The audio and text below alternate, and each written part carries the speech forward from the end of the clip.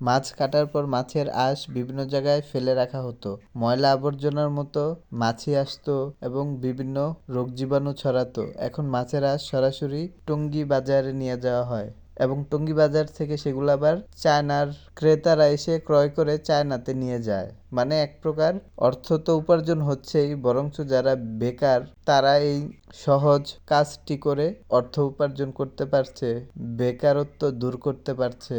তাই এটাও অন্য সব কিছুর মতোই একটা ব্যবসা। তাই এটাকে সেভাবেই প্রচার করা উচিত এবং যাদের জন্য এটাকে সহজলভ্য মনে হয়, অল্প বিনিয়োগে ব্যবসা করার সুযোগ মনে হয়, তাদের এটাতে উৎসাহের সাথে আনন্দের সাথে অংশগ্রহণ করা উচিত। মাছের বাজারে তারাই মাছ কেটে মাছের আঁশ আলাদা যত্ন করে রাখে কারো কাছে বিক্রি করার জন্য। সেই মাছের আঁশ ক্রয় করে একবার ধুয়ে রোদে শুকিয়ে টঙ্গী বাজারে গিয়ে চায়নার ক্রেতাদের কাছে বিক্রি করে সহজেই অর্থ উপার্জন করা যাবে।